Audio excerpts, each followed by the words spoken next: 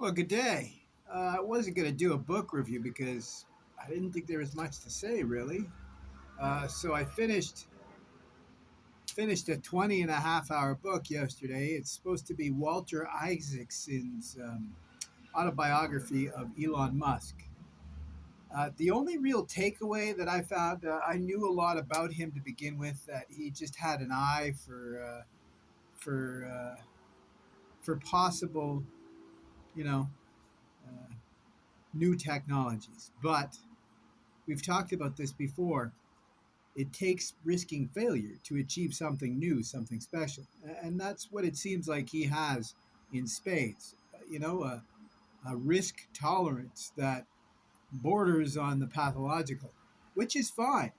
Actually, what I found most interesting is that they said that he says that he has Asperger's, or he's on the spectrum, as they say.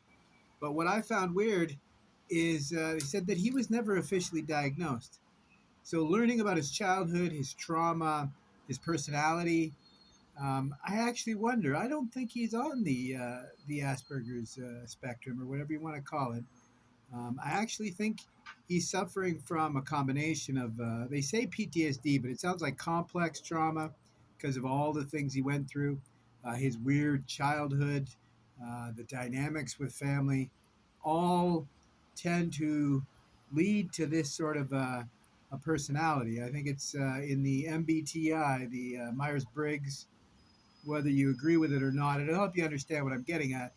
He'd be the INTP, the intense, analytical, intellectual, problem solving, doesn't let mysteries go by, doesn't like to accept injustice, even though it seems to be universal, that sort of idea.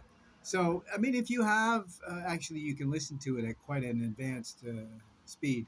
If you have time, spare 10 hours, maybe 20, depending on the speed that you listen to an audiobook.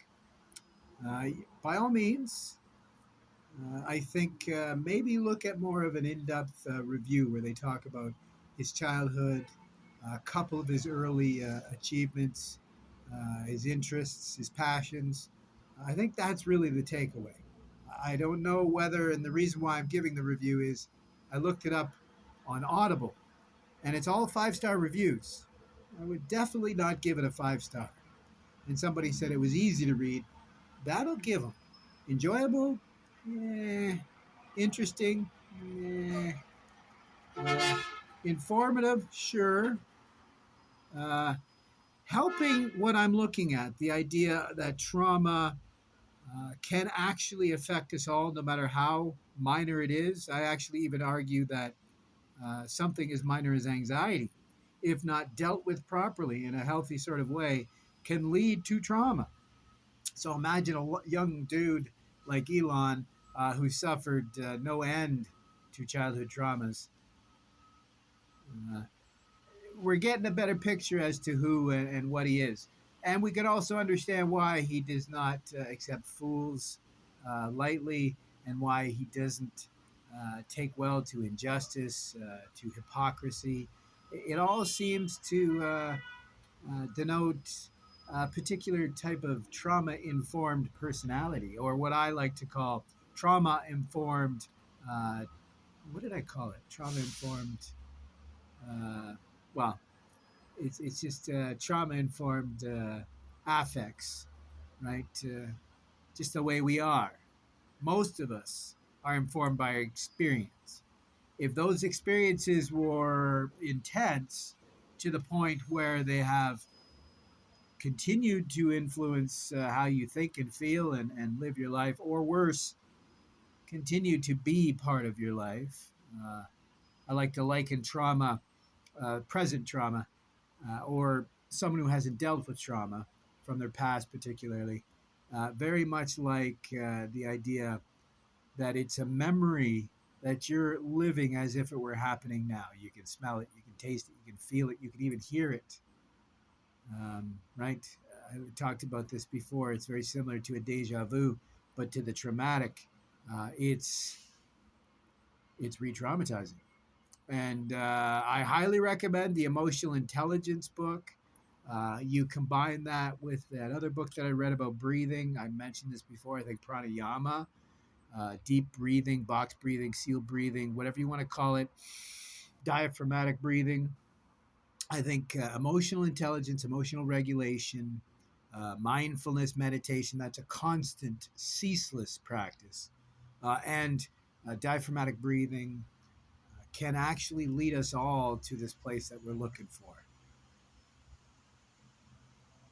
So there's a weird review of the Elon Musk book. Not an Elon hater. I think we need people like him, like Edison, these people who take these great ideas and run with it, willing to make mistakes. In fact, that's what most of the book seems like. He actually seems to be part of the problem in some of these instances. Sure, they have plenty of examples where he realized the engineers were limiting things because, well, that's just the way we do it. But his inability to understand that there is a process to certain things, and sometimes the way it's been done is probably the best way to do it. Very similar to conservative thinking. I would call it maybe neo orthodoxy, this idea that maybe maybe it's A, maybe it's B, maybe it's a combination of the two. Maybe we're not asking the right question. Maybe we can't understand the answer. So he suffers from the same problem. He's trying to break this stagnated thinking in industry. He wants to be, what do they call that in industry? He wants to be, he wants to shake things up. But what it seems is sometimes that personality, that persona, as Jung likes to say, right? We wear these faces around. Sometimes that persona of being, an out of the box thinker. I love this joke that a punk musician said recently. He said, in a world where they're oppressing conservative voices, in a world where, you know, uh, orthodox thinking is actually arguably the status quo.